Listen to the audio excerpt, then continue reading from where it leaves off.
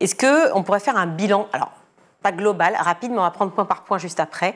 Est-ce que, selon vous, même malgré le manque de temps, Nicole Belloubet a répondu aux attentes des Français?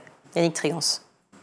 Mais Nicole Belloubet s'est inscrite dans le prolongement de la politique ultralibérale mise en place depuis 2017 par Emmanuel Macron et ses nombreux ministres de l'Éducation nationale, c'est-à-dire le démantèlement progressif de l'école de la République. Et donc, elle s'est inscrite dans cette politique-là. Et donc, on se retrouve en cette rentrée avec une école qui est en extrême difficulté sur bien des aspects. Mais j'ai envie de dire, le premier sujet, c'est de remettre l'école de la République au cœur des priorités.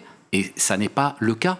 Et je ne vais pas faire de procès d'intention au prochain gouvernement, mais quand je prends connaissance des propositions de Michel Barnier en matière d'éducation lorsqu'il était candidat à la primaire, je suis assez inquiet.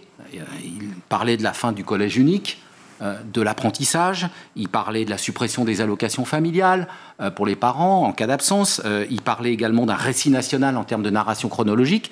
Ce sont des propositions qu'on retrouve dans le programme de l'extrême droite. Ce sont les mêmes. Donc, on va voir ce qui va se passer, mais en tout état de cause, le profil de Michel Barnier en matière d'éducation a de quoi inquiéter les Françaises et les Français. J'imagine qu'il vous rassure, vous, en revanche.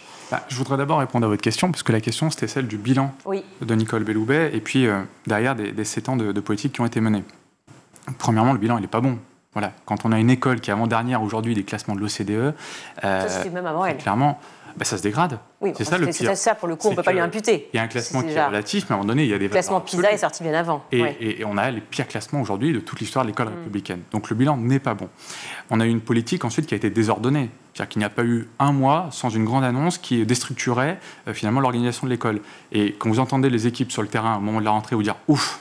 Finalement, ce coup-ci, on n'a pas eu de ministre, donc on est content parce qu'on n'a pas eu d'annonce de dernière minute. Vous dites que c'est quand même assez affligeant et triste sur ce qui est devenu le rôle du ministre de l'Éducation nationale. Troisièmement, avec des réformes en suspens, et on va y venir. Troisièmement, on a eu quand même des zigzags dans tous les sens. Vous l'avez dit, 5 ministres différents en moins de 20 mois, avec à chaque fois des politiques en plus qui étaient très différentes. Certains déconstruisant... Je crois 20 mois, 4 ministres, pardon, pour être précis, et Blanquer avant, depuis 2017. Et vous avez eu des allers-retours en permanence, certains déconstruisant ce que les autres avaient mis en place. Voilà. Donc c'était à n'y rien comprendre. Et à la fin, quand vous regardez ce qu'il reste très concrètement comme réussite, comme point clé, comme cap lisible dans le temps, vous ne trouvez pas grand-chose. Et ça, c'est assez triste quand on voit les moyens que la nation met au service de son école.